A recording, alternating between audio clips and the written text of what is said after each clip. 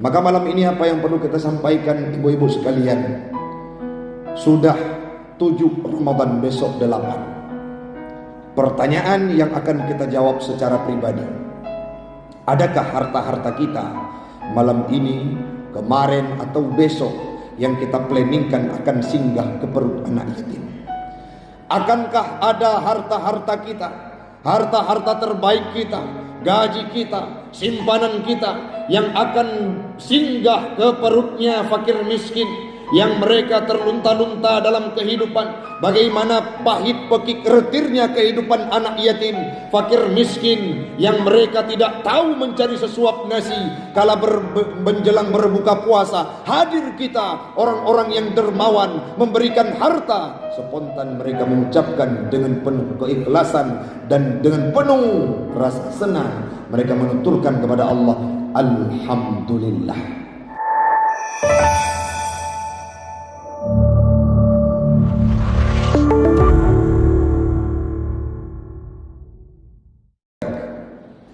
Jamaah sedang solat tarawih dan isya sekeyakinan yang kami muliakan.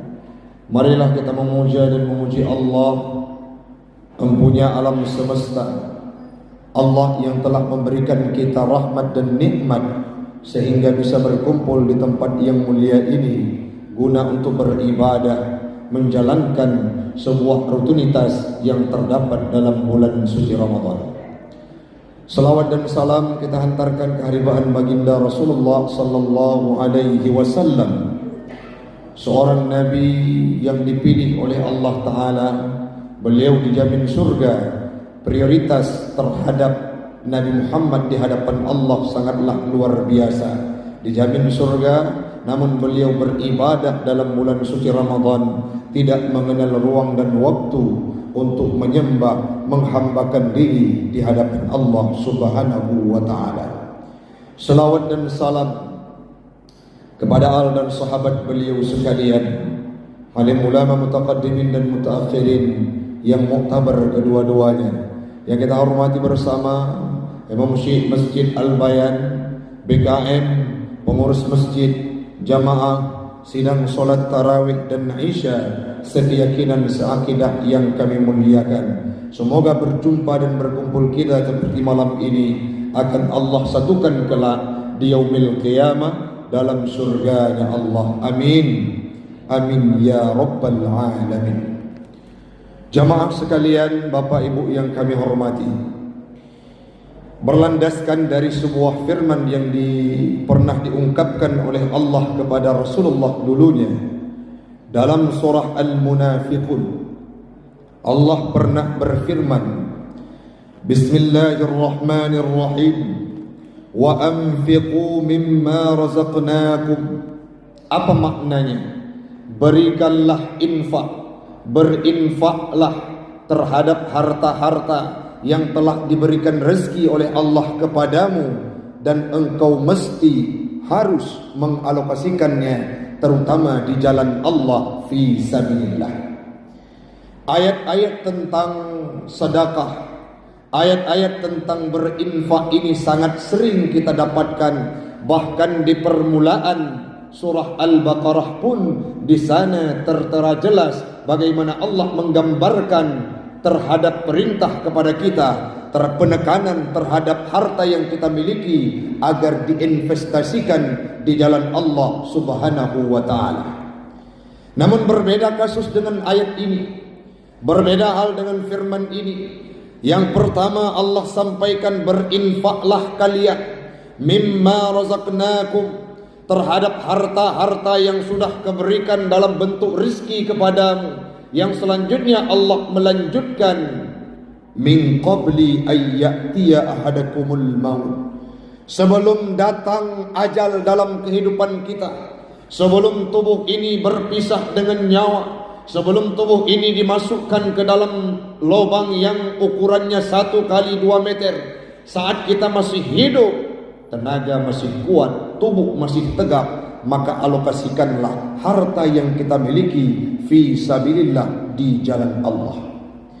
Saat berbicara infak, saat berbicara sedekah, saat berbicara investasi, Berbagi dalam Islam bukanlah hal yang tabu, dan ini merupakan pendidikan yang diajarkan kepada kita dari semenjak akil balik, bahkan saat usia kita masih berada di bangku SD. Kenapa demikian, Ustaz? Rukun Islam, salah satunya rukun Islam yang ketiga adalah membayar zakat. Istilah membayar zakat ini diumpamakan, disebutkan oleh Allah, innamas sadaqatu lil fuqara'i wal masakin. Zakat yang wajib kita keluarkan ini disebut dengan istilah sedekah ataupun sedekah wajib. Pemuda-pemuda muslim, orang-orang yang berKTP-kan Islam, mereka tidak latah untuk bersedekah, maka patut dipertanyakan legalitas keislamannya. Kenapa? Karena Gedanyoban Bandung, ibu sekalian, bapak jamaah yang kami hormati, dididik mulai dari kecil hingga dewasa. Menjelang usai Ramadan ada perintah untuk mengeluarkan zakat yang dinamakan dengan zakat fitrah, artinya kita sisihkan harta kepada fakir miskin. Berniaga kita punya harta. Saat sudah cukup harta tersebut, maka diperintahkan oleh Allah untuk berbagi dalam bentuk zakat. Panen biji-bijian, panen padi, panen buah-buahan sampai hisab, maka dianjurkan untuk mengeluarkan zakat. Zakat tersebut merupakan perintah Allah dan rukun Islam yang ketiga. Maka ini perlu dianalisa kembali.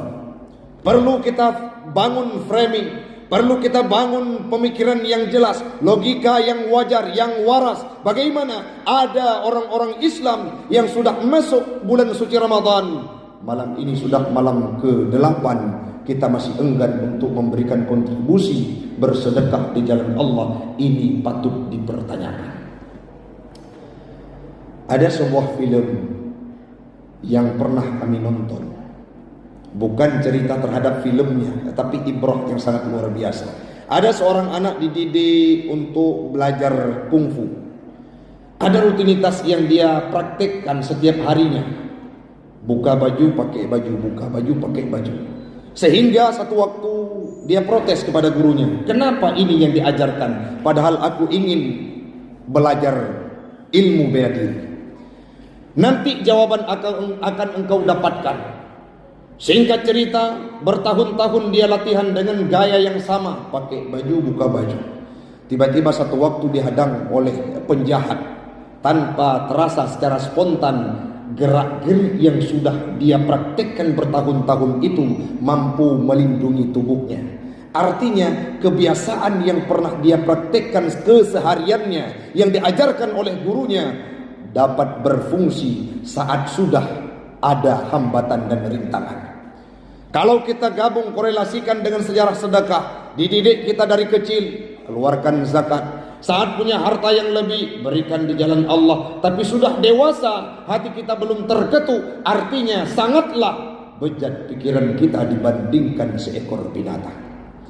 Maka malam ini hamba Allah, kami mengajak, sebelum penghujung ayat yang kami bacakan tadi tertimpa terhadap kehidupan kita, di mana Allah melanjutkan, wahai Muhammad, nanti akan ada orang-orang yang berkata, fayaqula rabbi, mereka akan berkata, Rabbi, wahai Tuhanku, laula akhartani ila ajalin qarib, seandainya engkau tidak mentakhirkan, tidak menjumpakan aku dengan ajalum musamma, tidak engkau suruh jemput ajalku dari malaikatmu, apa yang mereka katakan?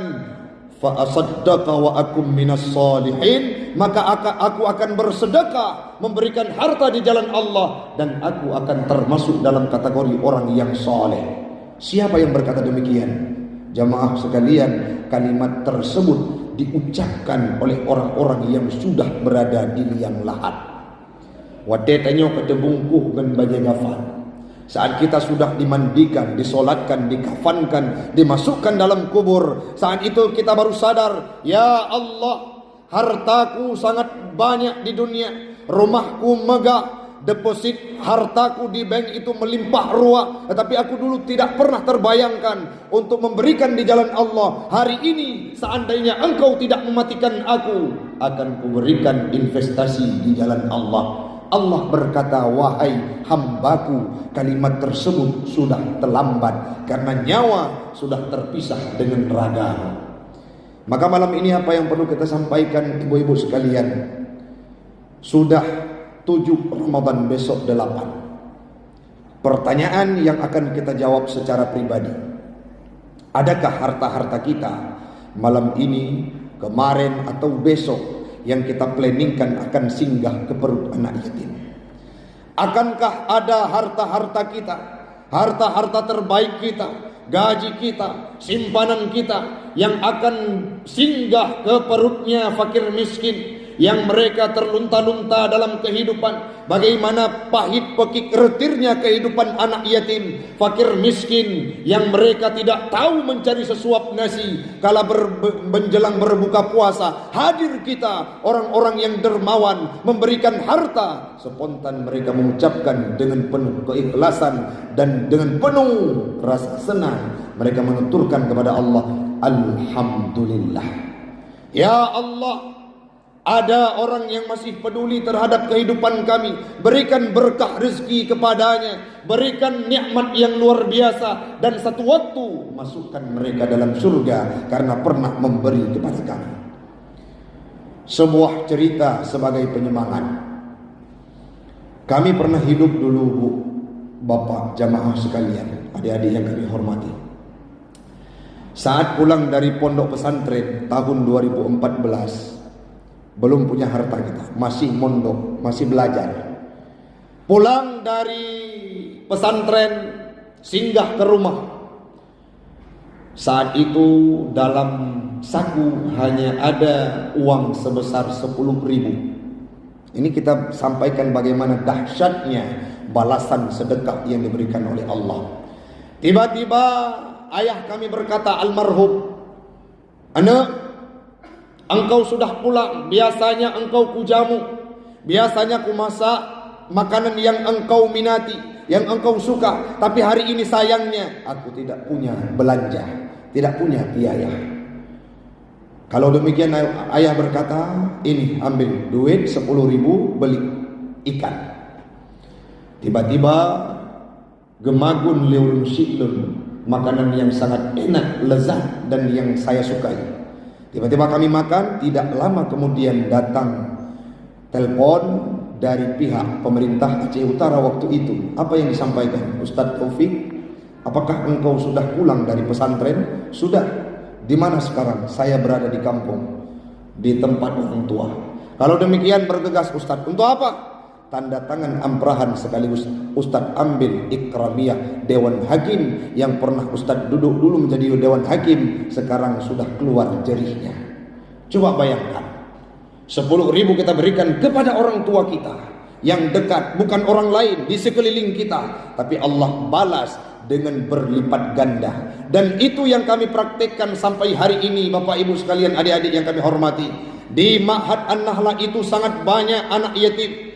Di Ma'had An-Nahlah itu sangat banyak anak-anak yang memang ekonominya rendah, di bawah standar, tidak cukup, bahkan jangan untuk jajan, makan saja mereka tidak tahu meminta kemana. Alhasil ada kelebihan harta yang diberikan oleh Allah Ta'ala. Kami berbagi dengan mereka setiap harinya, tapi sampai detik hari ini tidak ada kurang dalam kehidupan kami. Hana mesti orang yang gasin karena bersedekah, hana mesti orang yang papa karena bersedekah. Malah Allah akan melipat gandakan hartanya kalau diberikan di jalan Allah dengan keikhlasan, lebih-lebih dalam bulan suci Ramadan. Maka manfaatkan kondisi tersebut. Apabila ada sumbangan untuk kanji rumbi, sumbangan untuk berbuka, dengan spontan dan ikhlas, ibu-ibu sekalian antusias, bangunkan jiwa semangat bahwa kita cerminan mukmin sejati. Saat diminta sedekah untuk diinvestasikan, alurkan dengan lapang dada, tidak tertahan dengan pelit dan kikir dalam kehidupan kita. Jangan sampai ayat yang sudah kita bacakan tadi itu merupakan fenomena terhadap segelintir manusia yang kikir dalam hidupnya. Saat mereka masuk dalam alam kubur, berkata, ya Allah, berikan peluang untuk saya bisa hidup. Jangan sampai itu kita rasakan kelak saat kita meninggal dunia. Saat punya harta kita tidak mau memberi, alhasil meninggal kita timbul penyesalan di hadapan Allah. Mudah-mudahan bermanfaat bagi pribadi saya dan umumnya kepada jamaah sekalian. Lebih-lebih dalam bulan suci Ramadan, marilah kita bersedekah untuk siapapun hamba Allah yang membutuhkannya. Alirkan pahala sedekah tersebut kepada orang tua kita. Ulurkan tangan kepada fakir miskin, kepada anak yatim, kepada masjid dan tempat-tempat ibadah lainnya. Semoga kelak harta tersebut akan berdiri tegak membela kita di hadapan Allah. Amin. Amin ya rabbal alamin. Demikian yang dapat kami sampaikan. Lebih dan kurang kami mohon maaf. Hadanallahu wa iyyakum ajma'in. Assalamualaikum warahmatullahi wabarakatuh.